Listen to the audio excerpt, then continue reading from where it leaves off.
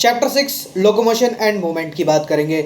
इसमें देखो मूवमेंट क्या है, जैसे ये हाथ हिल रहा है ना, ये एक प्रकार की मूवमेंट है। लोकोमोशन क्या हुआ, एक जगह से दूसरी जगह डिस्प्लेस होना। जैसे मैं यहाँ से थोड़ा इधर डिस्प्लेस हो जाऊँ एक स्टेप, उसे डिस्प्लेस कहते हैं। अच्छा, तो हाँ एक और बात होता तो हर लोकोमोशन में कोई ना कोई मूवमेंट हो ही रही है। तो इस बात से हम ये कह सकते हैं कि all locomotion are type of movement but all movements are not locomotion. ठीक है। और मूवमेंट की बात करूं, मूविंग एट सेम प्लेस, एक ही प्लेस पे मूव करना और एक जगह से दूसरी जगह चला जाना, डिस्प्लेस हो जाना, इस locomotion. Okay. Type of movement की बात करें, अमोवर्ड मूवमेंट। अमोवर्ड मूवमेंट हमारे शरीर में डब्ल्यूबीसी और मैक्रोफेजेस करते हैं। सिलरी मूवमेंट और फ्लैजिलेटरी मूवमेंट की बात करें, सिलरी मूवमेंट जो है ना, ये क्या नाम है, ये लाइन ऑफ फेलोपियन ट्यूब में मिल जाएंगी, ट्रैकिया और ब्रोंकी में मिल जाएगी, और वेंट्रिकल्स ऑफ ब्रेन में मिल जाएगी। ठीक है।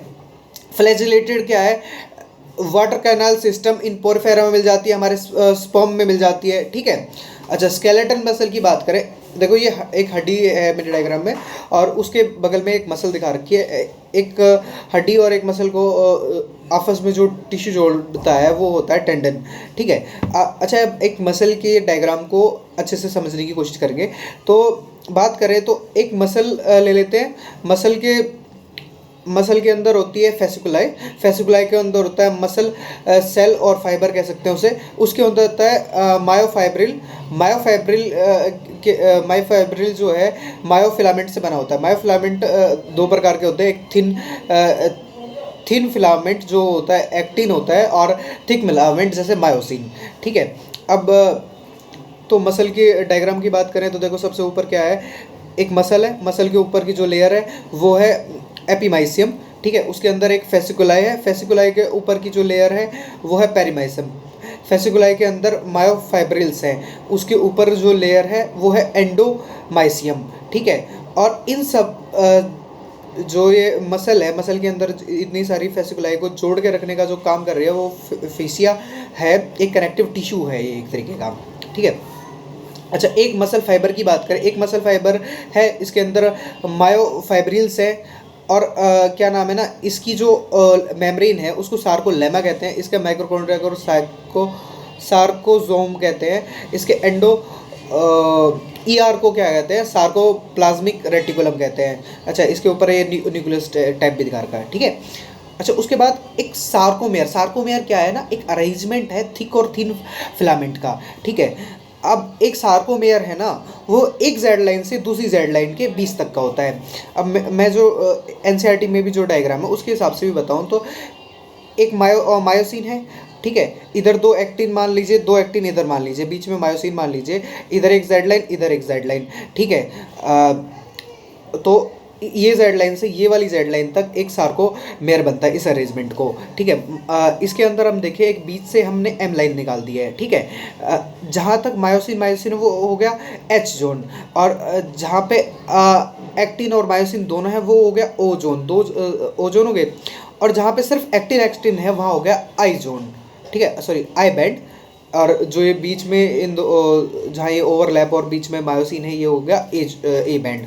ठीक है। एक सार्कोमेयर जो है एक ए बैंड और दो आधे आई बैंड से मिलकर बनता है। ठीक है। Sarcomere is equal to one A band plus one I band पूरा। ठीक है। ए बैंड की बात करें वो है एन आइसोट्रोपिक बैंड है, I band isotropic band, H zone means Hensen zones, O zone means overlapping zone. ठीक है। ए जोन जो ए बैंड जो होता है वो थोड़ा डार्क होता है, आई बैंड जो होता है लाइट होता है। ठीक है। ये अरेंजमेंट है ऑल ओवर दैट। अगर हम इसे 3D मॉडल में देखेंगे तो एक थिक फिलामेंट सराउंड करता है 6 थिन फिलामेंट से।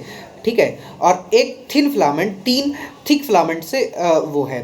ठीक है। यहाँ पे आप देखेंगे ना तो ये पूरा डायग्राम बना रखा है। ठीक है। ये ऐसे नोट्स में अच्छे से देख लें। ठीक है। आगे की बात करें मायोसिन प्रोटीन की। मायोसिन प्रोटीन क्या है, थिक फिलामेंट है। ठीक है। मायोसिन प्रोटीन का अगर हम मोनोमेरिक फॉर्म बात करें तो मीरो मायोसिन होता है। ठीक है। इसमें क्या है, 6 पॉलीपेप्टाइड चेन है, जिसमें 2 लॉन्ग चेन है, 4 शॉर्ट चेन है। इसका जब डायग्राम देखते हैं तो जो एक टेल होती है वो लाइट मियोमायोसिन है। टेल जो है फाइब्रस होती है। अब इसका हेड देखेंगे तो HMM मतलब हैवी मीरोमायोसिन, हेड ग्लोबुलर होता है, ठीक है। अब इसके हेड में भी देखेंगे तो एक अच्छे से इस डायग्राम को देखेंगे तो ATP बाइंडिंग साइड मिलेगी आपको, फिर ATP एक्टिन बाइंडिंग साइड और ATP साइड भी मिलेगी, ठीक है। और ये जो दो हेड है इसको हम क्रॉस आर्म बोलते हैं, ठीक है। अच्छा, अब एक्टिन की बात करें, एक्टिन क्या है, पार्ट ऑफ थिन फिलामेंट है। ये जो क्या नाम है, जी ग्लोबुलर के फॉर्म में होता है, मोनोमेरिक फॉर्म में देखेंगे तो इस ये जब पोलराइज होता है मैग्नीशियम की हेल्प से तो ये फाइब्रस एक्टिन का वो बना लेता है। अब भाई थिन फिलामेंट की बात करें, थिन फिलामेंट में सिर्फ एक्टिन नहीं होता, उसमें क्या नाम है, ट्रोपोमायोसिन और ट्रोपोनिन भी होते हैं। ट्रोपोमायोसिन एक फाइब्रस है, ठीक है। और अच्छा, ट्रोपोनिन की बात करें, ट्रोपोनिन में ना तीन ये गोले गोले से होते हैं प्रोटीन। इसमें हम बात करें 3D में अरेंज होते हैं। इसमें एक है TPC जो कैल्शियम से जुड़ेगा, एक है TPT जो ज्वाइन करेगा ट्रोपोमायोसिन से, एक है TPI जो इनहिबिट करेगा एक्टिन को जुड़ने से, ठीक है। मतलब एक्टिन को वो बने। अच्छा, थिन फिलामेंट की बात करें ना, थिन फिलामेंट में एक्टिन है, ट्रोपोमायोसिन है, ट्रोपोनिन है, ठीक है। और थिक फिलामेंट में क्या है, सिर्फ मायोसिन है। मायोसिन और एक्टिन क्या है, नाम है कॉन्ट्रैक्टिव प्रोटीन है, कॉन्ट्रैक्शन में हेल्प करेंगे।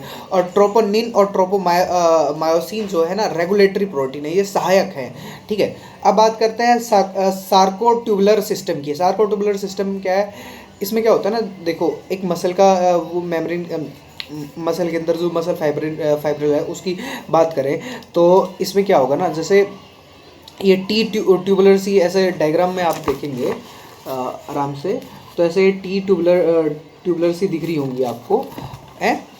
तो इसमें क्या है,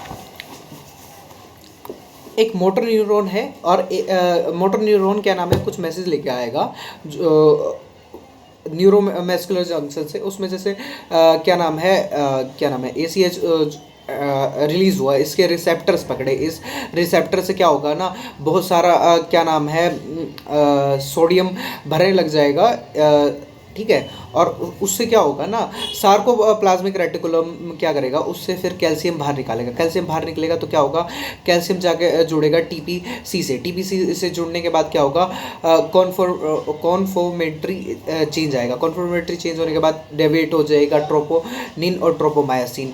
ट्रोपोमायोसिन जब डेविएट करेंगे तो unmasking of myosin binding side of actin दिख जाएगा, ठीक है। अब बात करते हैं स्लाइडिंग फिलामेंट थ्योरी की। ये किसने दी थी, हंसले एंड हंसले। अगर आप NCERT में भी देखेंगे तो आपको दिखेंगे मायोसिन है और ऐसे ऐसे, तो एक मायोसिन है उसके नीचे क्या नाम है, एक्टिन बैठा हुआ है, दोनों अलग अलग हुए हैं।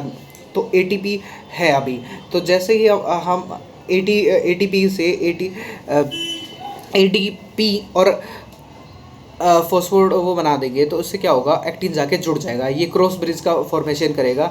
During contraction thin filament slide over thick filament, ठीक है। अब उसके बाद क्या है ना, जैसे ही एक्टिन जुड़ेगा मायोसिन से तो क्या होगा ना, इसमें से ATP निकल के भागेगा तो वो एक झटके से जाएगा, वो पावर स्ट्रोक है। इसकी वजह से क्या नाम है ना, मायोसिन थोड़ा सा स्लाइड होगा, मतलब थोड़ा सा हिलेगा ऐसे, और उसके साथ साथ एक्टिन भी, मतलब जैसे ये ऐसे हुआ, मतलब मान लीजिए मायोसिन ऐसे हुआ तो उसके साथ साथ ये भी चला गया ना एक्टिन भी, तो एक्टिन उतर हो गया। तो अब क्या नाम है, जगह खाली हुई तो ATP दोबारा से आ जाएगा, ATP दोबारा आ जाएगा तो फिर वो हट जाएगा एक्टिन, ठीक है। तो इस ओवरऑल प्रोसेस में ऐसे कॉन्ट्रैक्शन होती है। अच्छा, जब कॉन्ट्रैक्शन हो जाती है तो क्या नाम है, एक सार्कोमेयर आई बैंड और H जोन जो है ना डिक्रीज करते हैं, ठीक है। और A बैंड और M लाइन ऐसी की ऐसी रहती है, ठीक है। इसमें कोई एक्टिन छोटा नहीं हो रहा, बड़ा नहीं हो रहा, उसका साइज नहीं, बस ये जो I और H बने ना ये डिक्रीज हो रहे हैं, एक दूसरे के ऊपर ऐसे ओवरलैपिंग हो रहे हैं। अच्छा, थ्रेशोल्ड स्टिमुलस क्या है, एक मिनिमम स्ट्रेंथ का स्टिमुलस आना चाहिए, मतलब जब ये कॉन्ट्रैक्ट किए सलाइवेटिव पूरी हुई तो एक इतनी वेवलेंथ का स्टूमुलेंट्स तो आना चाहिए ना, मतलब इतना स्टूमुलेंट्स आना चाहिए जो उसको कॉन्ट्रैक्ट कर पाए। ये ओल और नन फॉर्म है, ऐसा नहीं कि थोड़ा कम आया तो कम कॉन्ट्रैक्ट करेगी, नहीं, कॉन्ट्रैक्ट करेगी तो पूरा कॉन्ट्रैक्ट करेगी, नहीं तो नहीं करेगी, मतलब ठीक है। ये ओल और नन फॉर्म है, ठीक है। और ये क्या नाम है, हर एक फाइब्रल पे, पूरी मसल पे नहीं कि मसल के लिए एक स्टिमुलस आया, हर एक फाइब्रल जो एक मायोफाइब्रल है, ठीक है, उसके ऊपर है, सेल के फाइबर के ऊपर, ठीक है। अच्छा, अब बात करते हैं है कि मसल रिस्पॉन्स की, अलग अलग प्रकार के मसल रिस्पॉन्स पे पहला एग्जांपल देता हूँ। जैसे मेरी आइज़ है, ऐसे ब्लिंक, मतलब ऐसे ब्लिंक कर रही है ना, तो ये एकदम कॉन्ट्रैक्ट हो रही है, एकदम रिलैक्स हो रही है, ठीक है, ये मसल ट्विच कहते हैं इसे, ओके। फिर एक दूसरा मसल टेटनिस। इसमें क्या होता है ना, देखो आप कॉन्ट्रैक्ट करना चाह रहे थे, उससे पहले ही दूसरा स्टिमुलस आ गया, और आप कॉन्ट्रैक्ट नहीं, उसके बार बार मतलब ऐसे कॉन्ट्रैक्ट होने से पहले ही आपको, सॉरी, रिलैक्स होने से पहले ही कॉन्ट्रैक्ट का वो आ गया, तो कॉन्ट्रैक्ट करे जा रहे हैं, तो इसे मसल टेटनिस कहते हैं। अब बात करें अब आप बार बार रिलैक्स हो रहे, कॉन्ट्रैक्ट हो रहे, बार बार रिलैक्स कॉन्ट्रैक्ट, इसे कहेंगे ट्रिपी, ठीक है। और ये मसल टेटनस होता है सस्टेन कॉन्ट्रैक्शन, लंबे टाइम के लिए कॉन्ट्रैक्शन, ठीक है। अच्छा, टाइप ऑफ स्केलेटन मसल कर लेते हैं, दो प्रकार के हैं, रेड फाइबर और वाइट फाइबर की। तो रेड फाइबर की बात करें तो इसमें हाई मायोग्लोबिन है, इसमें देखो इधर रेड की बात कर रहा हूँ, इधर वाइट की बात कर रहा हूँ। तो high myoglobin, no myoglobin, abundant माइक्रोकोंडिया होगा, लो होगा माइक्रोकोंडिया। इसमें सार्को एस आर जो है ना वो कम होंगे, इसमें ज़्यादा होंगे। ये स्लो टू स्टार्ट, ये फास्ट टू स्टार्ट। इसमें लैक्टिक एसिड एक्यूमुलेट होता है, इसमें नहीं होता है lactic acid accumulate. Do not fatigue easily, जल्दी से थकेगी नहीं, ये जल्दी से थक जाएगी, ठीक है। अब बात करें इसके एग्जांपल के, बैक मसल। बैक मसल देखेंगे तो बहुत देर तक आप खड़े रहते हैं, तो वो एक रेड फाइबर की है, ठीक है।